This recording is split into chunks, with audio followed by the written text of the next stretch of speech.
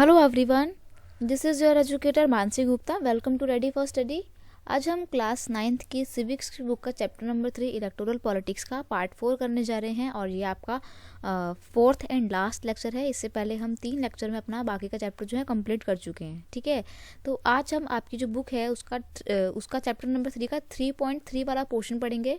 ठीक है, देखो अभी तक हम ओवरव्यू पढ़ चुके हैं। हम पढ़ चुके हैं कि इलेक्शन हमारे लिए क्यों बहुत ज़रूरी है। ठीक है, फिर उसके बाद हमने ये भी पढ़ा था कि इंडिया में हमारा जो इलेक्शन का सिस्टम है, अगर इंडिया में इलेक्शन के सिस्टम की बात की जाए तो वो कैसा था, हमने ये भी पढ़ा है। ठीक है, और ये हम पूरा पढ़ चुके हैं। वोटर लिस्ट के बारे में, कैंडिडेट कैसे इलेक्ट होते हैं, इन सब के बारे में हम पूरा पढ़ चुके हैं। इलेक्शन कैंपेन के बारे में पढ़ चुके हैं। नॉमिनेशन ऑफ कैंडिडेट्स के बारे में पढ़ चुके हैं। फिर कितना पैसा खर्च करते हैं, ये सब कुछ पढ़ चुके हैं। और जो भी इलेक्शन कैंपेन होता है उसमें कौन कौन सी चीज़ें होनी चाहिए, कौन कौन सी चीज़ों की मनाही होती है, ये सब कुछ हम पढ़ चुके हैं। ठीक है, ये आपका पूरा पोर्शन कवर हो चुका है। आज हम करेंगे आपका 3.3 what make election in India democratic. मतलब ऐसी कौन सी चीज़ है जो इंडिया में इलेक्शंस को डेमोक्रेटिक बनाती है। ठीक है, we get to read a lot about unfair practices in election. देखो जब भी इलेक्शन होते हैं तो उसके बाद हमने बहुत बार सुना है ऐसा कि भाई इलेक्शन जब भी होते हैं उसमें बहुत सारी गलत चीज़ें हुई थी, अनफेयर प्रैक्टिसेस हुई थी। न्यूज़पेपर वगैरह में, टीवी वगैरह में आपने ये सब कुछ बहुत बार सुना होगा। ठीक है, अब देखो कैसी कैसी न्यूज़ होती हैं। Most of these reports are about the following. देखो कुछ मिलती जुलती रिपोर्ट्स कैसी होती हैं। Inclusion of false name and exclusion of genuine name in the voter list. मतलब वोटर लिस्ट में से जो जेन्युइन कैंडिडेट्स थे उनका नाम हटा देना और जो बेकार के लोग थे, फेक लोग थे, उनके नाम को ऐड कर देना, ये होता है। Miss use of government facilities and officials by the ruling party. और जो शासन करने वाली रूलिंग पार्टी होती है वो इलेक्शन में गवर्नमेंट फैसिलिटीज़ का इस्तेमाल करती है। लास्ट वीडियो में हमने पढ़ा था ना कि जब भी इलेक्शन होते हैं तो कैंपेन के दौरान आप कोई भी गवर्नमेंट की जो पैसा है, गवर्नमेंट की फैसिलिटी है, उसका इस्तेमाल नहीं कर सकते। ठीक है, गवर्नमेंट की संपत्ति का इस्तेमाल नहीं कर सकते। लेकिन कई बार हम देखते हैं कि ड्यूरिंग द इलेक्शन जो लोग होते हैं, रूलिंग पार्टीज होती है, वो गवर्नमेंट फैसिलिटीज़ का इस्तेमाल करती है अपने इलेक्शन कैंपेन में। ठीक है, excessive use of money by rich candidate and big parties. बहुत बार ये भी आरोप लगाया जाता है पार्टीज़ पे कि इस पार्टी ने जीतने के लिए बहुत पैसा खर्च किया है। हमने लास्ट टाइम पढ़ाया था आपको कि जनरल इलेक्शन या लोकसभा के इलेक्शन में इलेक्शन कैंपेन के लिए जो पैसा निर्धारित किया गया है वो 25 लाख है। और अगर स्टेट असेंबली का इलेक्शन होता है तो 10 लाख तक ही खर्चा कर सकते हैं इलेक्शन कैंपेन में, उससे ज़्यादा खर्चा नहीं कर सकते।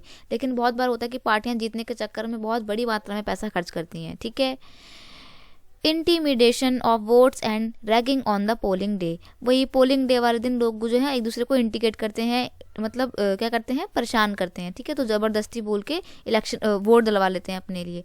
तो ये सब चीज़ें हैं, कुछ मिस प्रैक्टिसेस हैं जिसके बारे में इलेक्शन होने के बाद जो हारने वाली पार्टी होती है कई बार जीतने वाली पार्टी पे आरोप लगाती है कि ये पार्टी गलत तरीके से जीती है या इलेक्शन सही से नहीं हुए हैं। ठीक है, many of these reports are correct as we feel unhappy when we read or see such reports। जब भी हम ऐसी रिपोर्ट्स को देखते हैं तो हमें बड़ा दुख होता है कि अरे यार इतना पैसा लगा के इलेक्शन करवाया, उसमें भी कमियां निकल गई।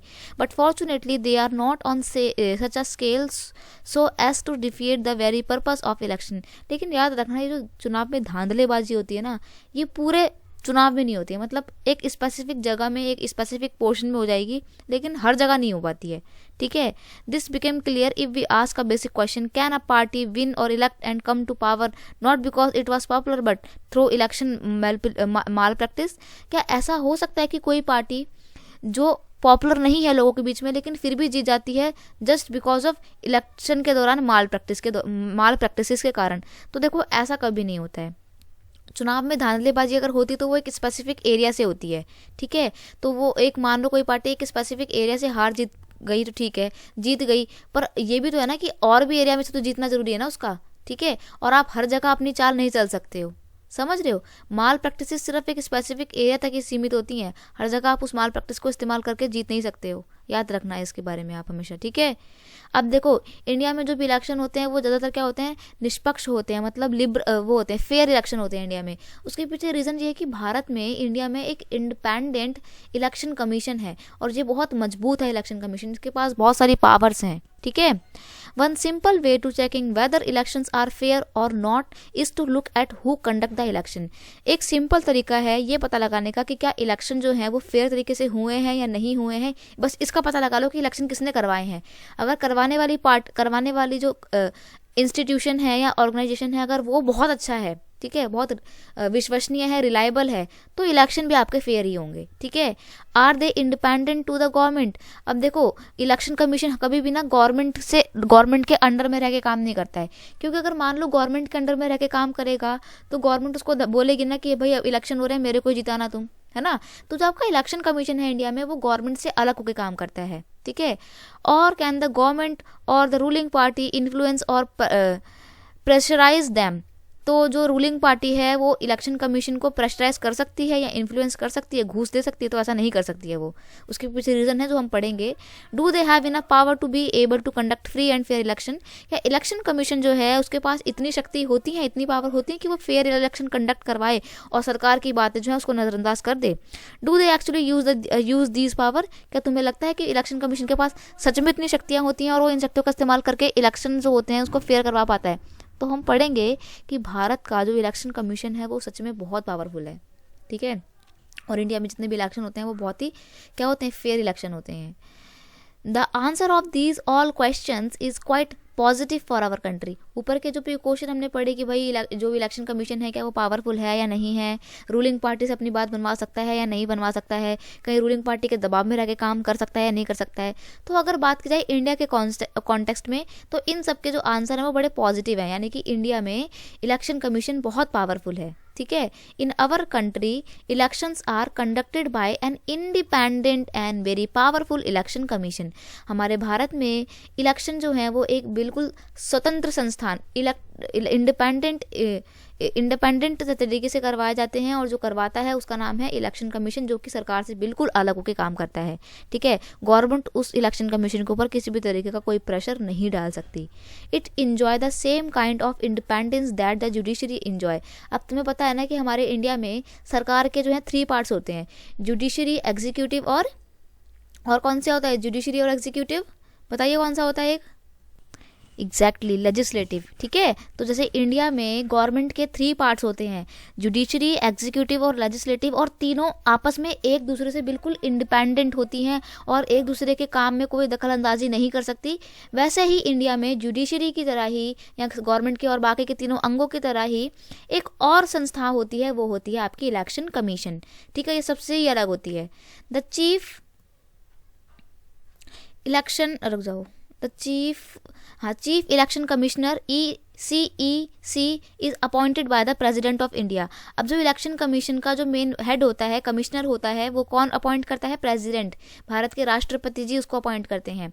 But once appointed the chief election commissioner is not answerable to the president और द गवर्नमेंट।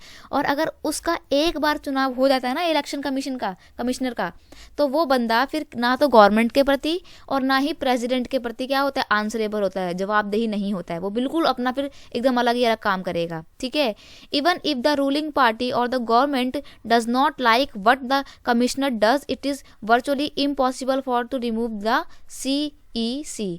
और अगर इलेक्शन कमीशन गवर्नमेंट के अकॉर्डिंग काम नहीं करता है, गवर्नमेंट के फेवर में काम नहीं करता है, और गवर्नमेंट इलेक्शन कमिश्नर को पसंद नहीं करती है, फिर भी बेचारी जो सरकार है वो उसको CEC को उसके पद से नहीं हटा सकती, उसको उसकी पोस्ट से नहीं हटा सकती। उसको ना चाहते हुए भी CEC यानी कि इलेक्शन कमिश्नर की बातों को मानना पड़ता है, ठीक है। Very few election commissioner in the world have such a wide ranging power as a election commissioner of India।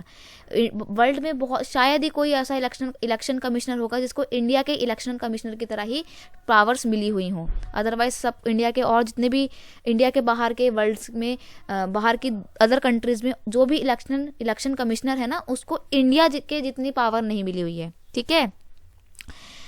EC यानी कि election commissioner take decision on every aspect of conduct and control of election from the announcement of election to the declaration of result. अब देखो जो election commissioner होता है, EC होता है, वो इलेक्शन की डेट डिसाइड करने से लेकर इलेक्शन के रिजल्ट घोषित करने तक, अनाउंस करने तक, पूरा का पूरा जो भी इलेक्शन का प्रोसेस होता है उसके ऊपर क्या रखता है, अपनी नज़र रखता है, ठीक है।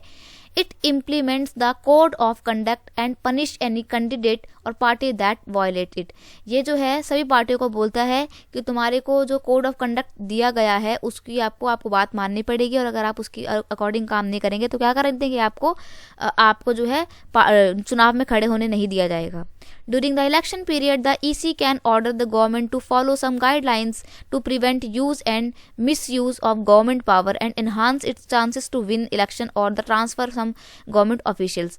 देखो ये क्या करता है, जब इलेक्शन होने वाले होते हैं तो गवर्नमेंट को अलग ही बात बोल देता है कि तुम्हारे को बिल्कुल फेयर तरीके से इलेक्शन करवाने हैं, और अगर फेयर तरीके से इलेक्शन करवाओगे तो ही तुम जीतोगे, अगर गलत तरीके से जीत गए ना तो तुम्हारे को बाद में हटा दिया जाएगा. ठीक है.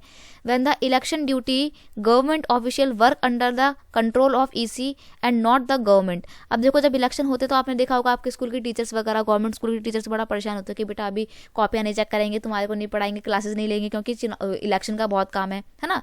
तो उस टाइम पे जब इलेक्शन का काम वो लोग कर रहे होते हैं तो वो गवर्नमेंट के अंडर, गवर्नमेंट के लिए काम नहीं कर रहे होते हैं बल्कि इलेक्शन कमिश्नर के लिए काम कर रहे होते हैं. ठीक है. In the last 25 years or so, the Election Commission has begun to exercise all its power and even expand them. पिछले 25 सालों में इलेक्शन कमीशन जो है, इलेक्शन कमीशन की पावर्स जो है वो और ज़्यादा बढ़ी हैं और ज़्यादा एनहांस हुई हैं. It is very common now for election commission to reprimand the government and administration for their lapse. अब इसने ये भी मतलब अब तो ये बहुत कॉमन हो गया है कि इलेक्शन कमीशन जो है वो गवर्नमेंट को आदेश दे देता है, ऑर्डर दे देता है और बेचारी गवर्नमेंट को मानना भी पड़ता है. When election official come to the opinion that polling was not fair in some booth or even in entire constituencies, they order a repoll. The ruling party often do not like what the EC does but they have to obey. कई बार ruling party जो है उसको नहीं पसंद आता है कि election commissioner ने जो भी डिसीजन दिया है, अगर रूलिंग पार्टी को समझ में नहीं आता फिर भी उसको ना चाहते उसको आज्ञा को पालन करना पड़ता है, ओबे करना पड़ता है. This would not have happen if the EC was not independent and powerful. ये सब चीज़ें आज इंडिया में होती है ना कि स्वतंत्र होकर काम करता है और बेचारी गवर्नमेंट को भी बात माननी पड़ती है. ये सब नहीं होता अगर हम ईसी को इंडिपेंडेंट नहीं रखते. अगर मान लो इलेक्शन कमीशन इंडिपेंडेंट नहीं होता तो क्या लगता है आपको कि इंडिया में जो इलेक्शन होते हैं वो डेमोक्रेटिक होते? नहीं होते, बिल्कुल भी नहीं होते तब तो. ठीक है. अब देखो, अब हम बात करेंगे पॉपुलर पार्टिसिपेशन की, यानी कि जब इलेक्शन होते हैं तो कितनी ज़्यादा संख्या में लोग जो हैं, इंडिया के नॉर्मल लोग पार्टिसिपेट करते हैं इलेक्शन में. ठीक है. Another way to check the quality of the election process is to see whether people participate in it with the enthusiasm. Election ठीक से तरीके से हुए हैं या नहीं हुए हैं, इसको चेक करने का एक तरीका ये भी है कि इलेक्शन में लोगों ने किस तरीके से हिस्सा लिया है, कितना बढ़ चढ़ कर हिस्सा लिया है. If the election process is not fair और फ्री और fair, people will not continue the participate in the exercise. अगर जरा सा भी लोगों को लगेगा ना कि भाई चुनाव ठीक तरीके से नहीं होते, हम जिसको वोट देते हैं वो कभी जीतता ही नहीं है, ठीक है, तो लोग जो है क्या करेंगे, फिर जाएंगे ही नहीं वोट देने. ठीक है. Now read these charts and draw some conclusion about the participants in India. देखो यहाँ पर आपको एक ना क्या दिया हुआ है,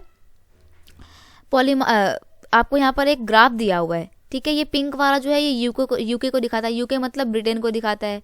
ठीक है. और जो ब्लू वाला है ये इंडिया का है. ठीक है. तो अगर बात करें तो यूके में इलेक्शन पहले ज़्यादा से ज़्यादा लोग पार्टिसिपेट करते थे, लेकिन फिर लोगों के पार्टिसिपेट करने की जो प्रवृत्ति थी, जो नेचर था, उसमें कमी आई, फिर और कमी आई. ठीक है. फिर उसके बाद थोड़ा सा स्टेबल हुआ तो थोड़ा बढ़ा है. लेकिन इंडिया में देखो पहले कम था लेकिन फिर उसके बाद बढ़ा ही बढ़ा है, या फिर स्टेबल रहा है, घटा नहीं है ज़्यादा. ठीक है. तो उसका मतलब क्या है, इसका मतलब ये है कि इंडिया में इलेक्शन जो है वो फ्री होते हैं और फेयर होते हैं, इसीलिए तो लोग पार्टिसिपेट करने आते हैं यहाँ पे. ठीक है. People participate in the election is usually measured by the voters' turnout figure.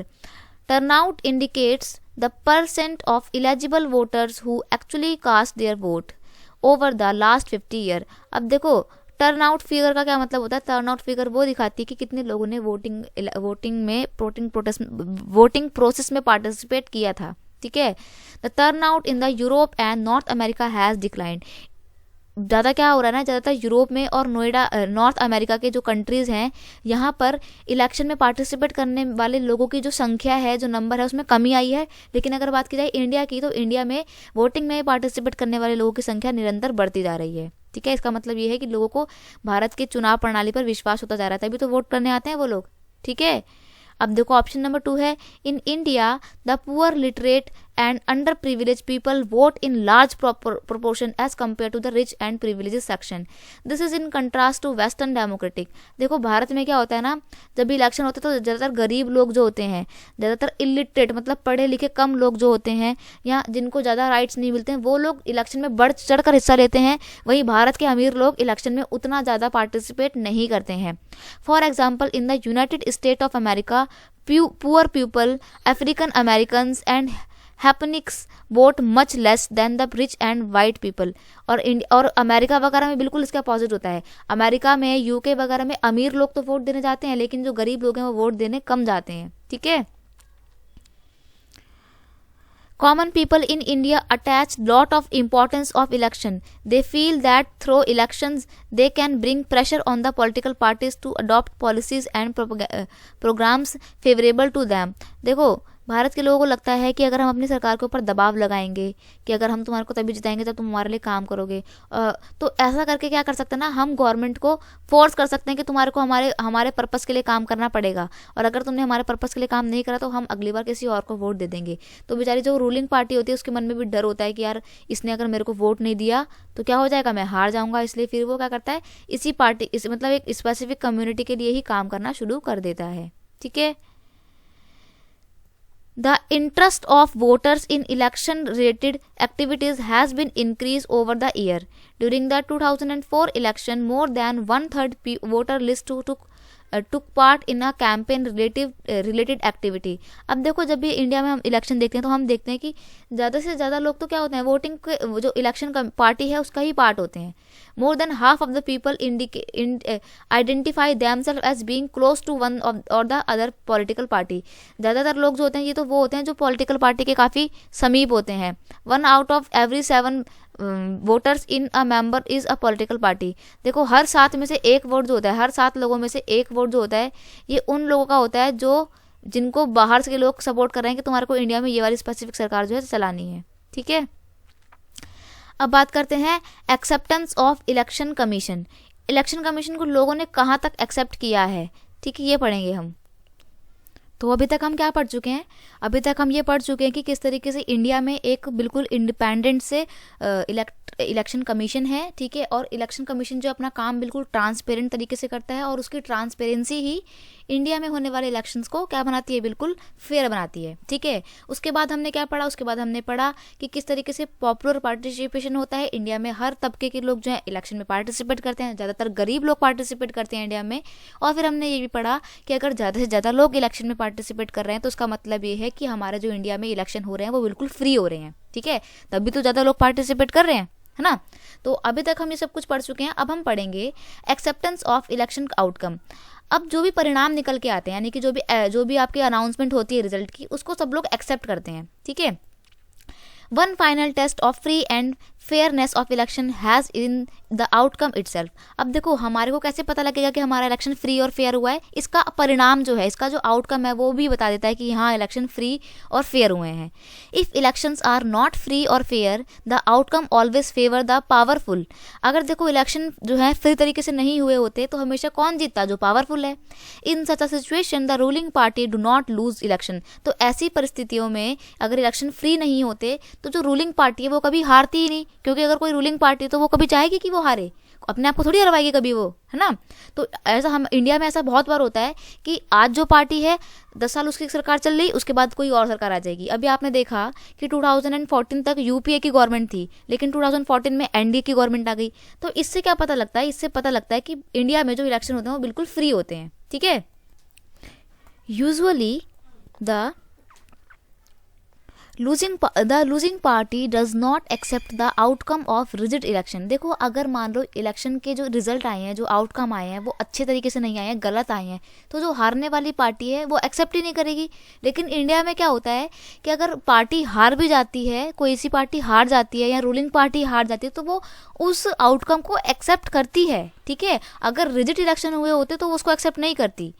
The outcome of India's election speak for itself. अब देखो इंडिया में जो इलेक्शन होते हैं, ठीक है, और उसके जो परिणाम आते हैं, यानी कि जो आउटकम आते हैं, वो खुद ही बता देते हैं ये बात कि इंडिया में इलेक्शन बिल्कुल फ्री हुए हैं. अब कैसे बता देते हैं, देखो. The ruling party routine lose election in India both at the national and state level. In fact every 2 out of 3 elections held in last 25 years, the ruling party lost. ये बता रहा है कि चाहे नेशनल लेवल के इलेक्शन हो या state level के इलेक्शन हो, रूलिंग पार्टी अगर एक बार जीत गई, 2 बार जीत गई या 3 बार जीत गई तो 4th टाइम क्या होगा, हार जाएगी वो। क्योंकि देखो क्या पता कुछ भी रीज़न हो सकते हैं उसके हारने के, ठीक है। तो इसका मतलब ये है कि ज़रूरी नहीं कि अगर कोई रूलिंग पार्टी तो वो हारेगी नहीं। इंडिया में हारी है ऐसा, ठीक है। अभी तुम्हारे को मैंने ऊपर एग्जाम्पल भी बताया कि भाई कांग्रेस जो थी 2014 तक काम करी, 10 साल का कार्यकाल था मनमोहन सिंह का, ठीक है। उसके बाद फिर कौन सी गवर्नमेंट आई, एनडीए की गवर्नमेंट आई और आपके प्रधानमंत्री नरेंद्र मोदी जी जो हैं वो क्या बने हैं, आपके पीएम बने हैं, ठीक है। तो इससे क्या पता लगता है, इससे ये पता लगता है कि ज़रूरी नहीं है कि किसी पार्टी के पास अगर पैसा है तो वो जीतेगी, ठीक है। इंडिया में ऐसा नहीं होता है, इंडिया में जो कमज़ोर है वो भी पार्टी जीत रही है। In the US an incumbent, अब देखो यहाँ पे आपको ये इनकम्बेंट का मतलब समझना बहुत ज़रूरी है। इनकम्बेंट का मतलब होता है कि जो अभी सत्ता पकड़े हुए है, जो बैठा हुआ है, ठीक है, जो जीता हुआ है। जैसे कि मान लो आपके जो पीएम मोदी जो हैं वो अभी इनकम्बेंट है in the post of prime minister, ठीक है। In the US, an incumbent or sitting elected representative rarely lose an election. In USA में क्या होता है ना कि जो बंदा ऑलरेडी बैठा हुआ है, जो जीता हुआ है, वो जल्दी से हारता नहीं है। लेकिन इंडिया में ऐसा नहीं होता है। In India about half of the sitting PMs और MLAs लूज इलेक्शन। इंडिया में हार जाते हैं हर साल, मतलब हर दूसरी बार जब भी इलेक्शन होता है तो हार जाते हैं या उनकी सीट चेंज होती है, कुछ भी होता है, मतलब बदलाव लाए जाते हैं। लेकिन यूएसए में ऐसा जल्दी से नहीं होता है। लेकिन इसका ये मतलब नहीं है कि यूएसए में डेमोक्रेसी नहीं है, यूएसए में भी डेमोक्रेसी है। लेकिन मैं आपको इंडिया की बात बता रही हूँ कि इंडिया में इलेक्शन खुद ही बता देते हैं कि वहाँ पे हमारा जो इंडिया में आउटकम आते हैं वो बता देते हैं कि इंडिया में इलेक्शन फ्री और फेयर तरीके से होते हैं, ठीक है। Candidate who are known to have spent a lot of money on buying votes and those with known criminals connection often lose the election. कई बार ऐसा भी होता है कि जिस पार्टी ने बहुत पैसा खर्च करा होता है इलेक्शन जीतने के लिए वो हार जाती है, ठीक है। तो इससे आपको पता लग जाएगा कि इंडिया में इलेक्शन क्या हो रहे हैं, फ्री हो रहे हैं। Barring very few disputes elections, the electoral outcome are usually accepted by the people's verdict by the defeated party. और जो defeated party यानी कि हारी हुई पार्टी है, जो भी आउटकम आता है उसको एक्सेप्ट करती है, ये मानते हुए कि ये पीपल्स वर्डिक्ट है, यानी कि जनादेश है ये, ठीक है। जनता का आदेश है कि हमारे को हारना है, हमारी पार्टी अब शासन नहीं करेगी, तो वो भी इस बात को एक्सेप्ट करते हुए क्या करते हैं, खुद ही त्याग पत्र दे देते हैं, मतलब रेजिग्नेशन दे देते हैं। और जो नई पार्टी है जो जीती है उसको क्या बना देंगे, उसको जो है अब नया रिप्रेजेंटेटिव बना देंगे, ठीक है। चलो अब हम पढ़ते हैं challenges to free and fair election, यानी कि फ्री और फेयर इलेक्शन जो करवाए जाते हैं उसमें कौन कौन से चैलेंजेस आते हैं, ठीक है। All this lead to simple conclusion, यानी कि हम एक सिंपल कंक्लूजन पे पहुंचते हैं कि election in India are basically free and fair, कि इंडिया में जो इलेक्शन होते हैं वो क्या होते हैं, बेसिकली फ्री होते हैं और फेयर होते हैं, यानी कि बिना किसी दबाव के, धांधलेबाजी के होते हैं। The party that win an election and form government does so because people have chosen it over its rival. जो पार्टी जीतती है वो जनता के लिए काम करती है, और क्यों करती है, क्योंकि जनता ने तो उसको चुना है। This may not be true but every constituencies, लेकिन जरूरी नहीं कि हर एक कॉन्स्टिट्यूएंसी में ऐसा हो। A few candidate may win purely on the basis of money power and unfair means, कई बार ऐसा भी हो सकता है कि कुछ कैंडिडेट जो हैं वो पैसों के बल पे और माल प्रैक्टिस के द्वारा जीते हों। But overall verdict of general election still reflect popular preference. There are very few exceptions of this rule in the last 60 years in our country. This is what make India election democratic. लेकिन India में ऐसा प्रवृत्ति नहीं हुई है। India में जनता का verdict जो है उसको क्या कहते हैं, बहुत ज़्यादा प्रीफरेंस दी जाती है। और आप पिछले 60 सालों का या 50 सालों का इतिहास उठा के देख लो, इंडिया में क्या हुआ है ना कि जो पार्टी जीती है वो हारी भी है, और जो हारी है वो हारने के फिर कुछ टाइम बाद फिर से जीती है, ठीक है। तो ऐसा नहीं है कि कोई पार्टी जीत रही है तो वही जीतती जा रही है, ऐसा नहीं है, ठीक है। Yet the picture look different if we ask deeper question, लेकिन अगर हम ज़्यादा डीप में जाके क्वेश्चन पूछें तो कई बार ऐसा होता है कि जिसके पास सच में पैसा है वो जीतता जाता है, हालांकि वो डिजर्व करने वाला कैंडिडेट नहीं है लेकिन फिर भी जीत रहा है। Are people's preferences based on real knowledge, क्या तुम्हें लगता है कि जो लोग जो हैं जो जब इलेक्शन करने जाते हैं तो वो पूरा ज्ञान पूरी उनको नॉलेज होती है कि किस कैंडिडेट ने कितना पढ़ाई कर रखा है, कैसा उसका नेचर है, कैसा कैरेक्टर है, क्या क्या रिकॉर्ड रहा है उसका पिछला। Are the voters getting a real choice? क्या जो हम वोट करने जाते हैं हमारे को वास्तव में रियल में चॉइसेस मिलती हैं बहुत सारी कि हाँ ये पार्टी नहीं तो ये पार्टी है, ये पार्टी नहीं तो ये वाली पार्टी? इस election really level playing field for everyone? क्या इलेक्शन सबके लिए सही से मतलब इलेक्शन जो है वो सभी के लिए सही रोल प्ले कर रहे हैं, या सब लोग इक्वली पार्टिसिपेट कर पा रहे हैं या नहीं? Can an ordinary citizen hope to win election? क्या जो साधारण व्यक्ति है जिसके पास पैसा नहीं है, क्या वो भी कभी जीत सकता है? Question of this kind bring the many limitations and challenges of Indian election to our attention. These include, अब देखो ऐसे क्वेश्चन जो हैं वो हमारे इलेक्शन प्रोसेस पे कुछ क्वेश्चन मार्क खड़े करते हैं। ठीक है, कौन कौन से क्वेश्चन है? देखो कहीं ना देखो हम बात तो कर रहे हैं कि इंडिया में इलेक्शन फ्री होते हैं, लेकिन कहीं ना कहीं कुछ चीज़ें हैं जो आपको जिसको आप क्वेश्चन कर सकते हो, जैसे कि candidates and parties with a lot of money may not be sure of their victory but they do enjoy big and unfair advantage over smaller parties and independent. देखो कई बार क्या होता है कि भले ही पैसे के बल पे कोई पार्टी नहीं जीतती, लेकिन फिर भी वो स्मॉल पार्टीज के ऊपर के कंपैरिजन में काफ़ी एडवांटेजेस उठा पाती है। ठीक है, और बहुत ज़्यादा चांसेस होते हैं उसके जीतने के। In some part of the country, candidates with criminal connection have been able to push other out of the electoral race and to secure a ticket from major parties. कई बार ऐसा भी हुआ है कंट्री के कुछ पार्ट्स में, जो criminal लोग थे जिनका क्रिमिनल रिकॉर्ड रहा है पिछला, वो लोग एज अ कैंडिडेट खड़े हुए हैं और जीते भी हैं। ठीक है, और अपनी दादागिरी के बल पे उन्होंने अपने साथ के जो भी राइवलरी थे, जो विरोधी कैंडिडेट्स थे, उनको हटा भी दिया है इस रेस से। ठीक है, some families tend to dominate political parties ticket are distributed to relatives from these families। कई बार क्या होता है कि कुछ पॉलिटिकल पार्टी में एक स्पेसिफिक फैमिली का बोलबाला होता है। ठीक है, कि हाँ भाई ये परिवार तो इसका ही आने वाला वंशज, इसके आने वाला वंशज, मतलब जो फैमिली के रिलेटिव हैं उस पार्टी के, उन्हें ही वो टिकट्स मिल जाती हैं। बाकी के लोग जो हैं, जो नए लोग उस पार्टी में शामिल होते हैं, उनको जो है आगे आने का मौका नहीं मिलता है। मेरे को नाम लेने की ज़रूरत नहीं है, आप समझ गए होंगे। ऐसी इंडिया में भी एक पार्टी है। ठीक है, बहुत पुरानी पार्टी है, बहुत पुरानी।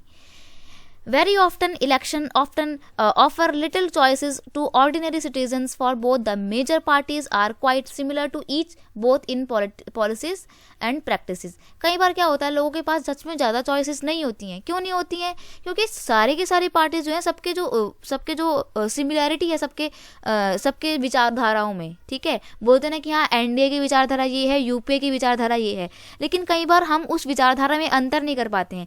दोनों की जो पॉलिसीज़ हैं वो सिमिलर लगती है हमारे को। ठीक है, तो ऐसे में हमारे लिए चूज कर पाना बहुत मुश्किल हो जाता है। Smaller parties and independent candidate suffer a huge disadvantage compare to bigger parties. कई बार क्या होता है ना, जब जो स्मॉल पार्टीज होती हैं उनके लिए बहुत मुश्किल हो जाता है इलेक्शन में आगे आ पाना। अगर बात की जाए भारत के परिदृश्य की, तो बीजेपी हो गई, आम आदमी क्या कहते हैं, बीजेपी हो गई, आपकी कांग्रेस हो गई, है ना, समाजवादी पार्टी हो गई, ये बहुत बड़ी बड़ी पार्टियां हैं। इन पार्टी से आगे निकल पाने के लिए जो छोटी मोटी पार्टी है ना, जैसे कि आपकी अभी रिसेंट में आम आदमी पार्टी आई है, अब तो उनका काफ़ी नाम हो गया है, लेकिन स्टार्टिंग तो उन्होंने बहुत छोटे लेवल से की थी।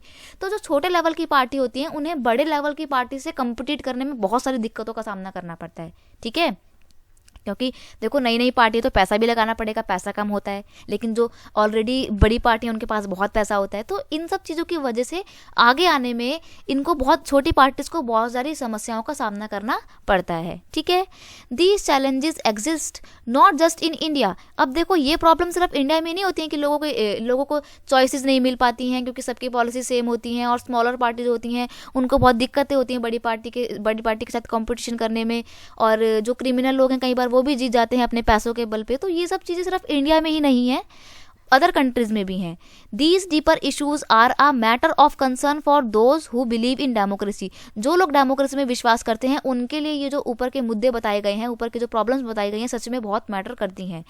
That is why citizen, social activists and organization have been demanding reforms in our electoral system। इसीलिए बहुत सारे NGOs और सोशल एक्टिविस्ट जो हैं वो भारत के इलेक्शन सिस्टम में रिफॉर्म लाने की, मतलब सुधार लाने की मांग करते हैं। Can you think of some reform? क्या तुम ये आपका इलेक्शन प्रोसेस जो है, इलेक्शन सिस्टम जो है, इलेक्टोरल सिस्टम, इसमें अगर कुछ चेंजेस रिफॉर्म लाना चाहते हो तो तुम क्या क्या रिफॉर्म के आइडिया दोगे? ठीक है, what can an ordinary citizen do to face these challenges? एक साधारण व्यक्ति जो पॉलिटिक्स को सुधारना चाहता है और पॉलिटिक्स में आना चाहता है, वो कैसे करके इन सारी समस्याओं का सामना करे, उसको कुछ जो आपको आइडियाज़ हैं वो सुझाने हैं। ठीक है, तो मुझे बताना आपको क्या क्या लगता है कि आप कौन कौन से रिफॉर्म लाना चाहोगे इंडियन इलेक्टोरल सिस्टम में, मुझे कमेंट करके बताना। और देखो, अगर आपको ये वीडियो अच्छा लगता है ना, तो मेरे को एक बात ये भी बता देना कमेंट सेक्शन में कि मैं इस चैप्टर के एक्स्ट्रा क्वेश्चन आंसर आपके लिए लेकर आऊँ या नहीं लेकर आऊँ। ठीक है, अगर आप लोगों की डिमांड रहती है कि मैं आपके लिए इस चैप्टर के एक्स्ट्रा क्वेश्चन आंसर भी लेकर आऊँ, तो मैं आपके लिए ज़रूर उसके ऊपर भी एक क्वेश्चन बनाऊंगी, जिसमें मैं आपके लिए 1 मार्क्स के, 2 मार्क्स के, 4 मार्क्स के और 5 मार्क्स के जो लॉन्ग क्वेश्चन होते हैं उनके पूरे पूरे आपको फॉर्मेट और क्वेश्चन आंसर आपको बिल्कुल अच्छे से मैं समझाऊंगी। ठीक है, तो मुझे कमेंट करके ज़रूर बताना, और अगर वीडियो अच्छा लगता है तो उसे अपने दोस्तों के साथ भी शेयर करना, क्योंकि सच में बहुत मेहनत लगती है आपके लिए ऐसी वीडियोज़ बनाने में, बड़ी बड़ी वीडियोज़। ठीक है, चलिए मिलते हैं नेक्स्ट वीडियो में। अब मुझे बताओ मैं आपके लिए कौन से पार्ट की वीडियो बनाऊं, कौन से चैप्टर आप चाहते हो कि मैं उसके ऊपर आपके लिए वीडियो लेकर आऊं। ठीक है, चलिए मिलते हैं नेक्स्ट वीडियो में, तब तक के लिए थैंक यू सो मच बच्चे, बाय बाय।